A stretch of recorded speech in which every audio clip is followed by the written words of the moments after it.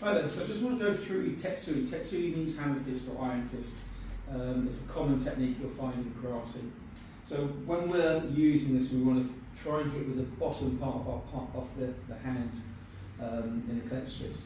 So our movement is a little bit like a whip, so we want to get it nice and relaxed as we move.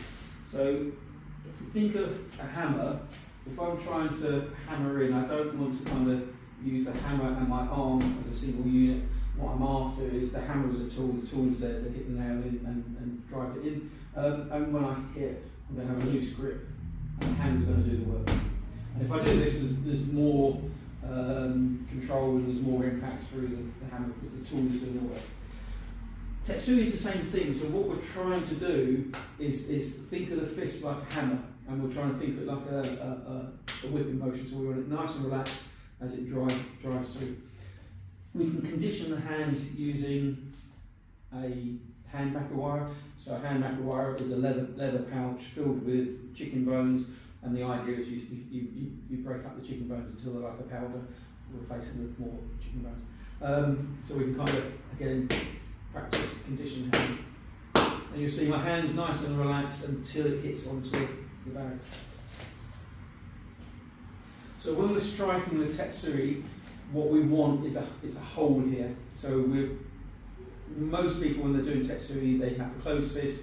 What we want to do is we want to kind of poke a hole in there, and we want a little bit of hole. Get used to doing this. This is the meaning of karate. Karate means empty hand, but it doesn't mean empty hand as I'm not fighting with the hand. What it's talking about is the space within the hand. So when we're striking, we want to have that space there. If we have that space there, it drives the force and the power into the body. So you can try this with your partner. So we've got the pectoral muscle here, and what we're going to do is just hit onto that pectoral muscle. Now this is a shiatsu point, and it'll bring phlegm off your chest. So you'll see it sometimes if someone's got a chesty cough, and it'll bring the phlegm up.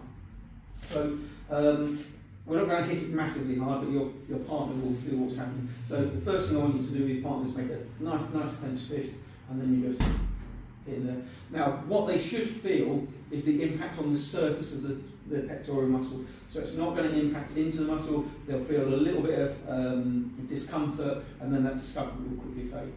Then you're going to basically take your fist, make a little hole in it, and then you're going to do the same thing, same sort of power there. And what your partner should feel this time is it's not impacted on the surface, it's impacted inside the body.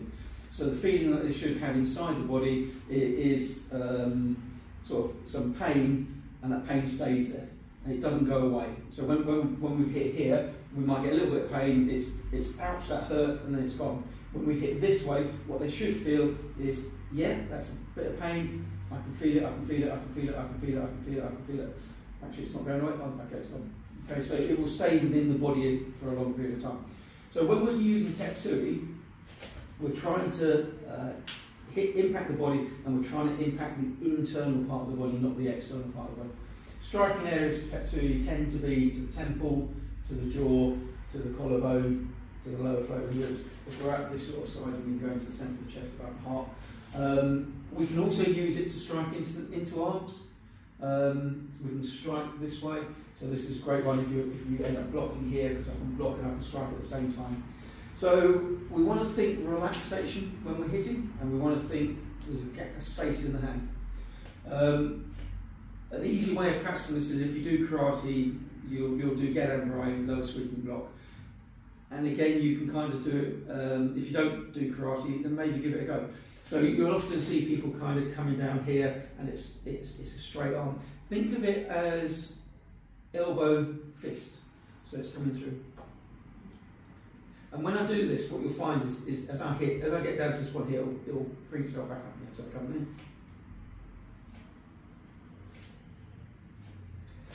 in. So when we're striking, we want to use that same motion. So what we want to think about is, what are our hips doing, and what are our shoulders doing? So you'll kind of notice that I can rotate around my spine using my hips, and I can rotate around my spine using my shoulders. And if I rotate here with my hips, I can get to be facing this direction. If I then rotate with my shoulders, I can get over to here. So when I'm striking, what I'm after is this rotational power from my hips and the rotational power from my shoulders to drive force into the strike. So if I just hit my arm, you get that. If I hit here, you can kind of see there's far more power as the rotation of my hips and the rotation of my shoulders follow. So when I'm striking somebody, as I say, I want to kind of think here. So I'm going to be here, into the jaw, into the temple, down to the collarbone, onto the top of the chest, above the heart, into the lower throat nibs. Give it a try. Try and think relaxed. As I strike, I want to think like a whip, so I want to kind of think about my arms moving here, here. Okay. So go and have a play of that. See how you get on. Let me know in the comments how you get on with it.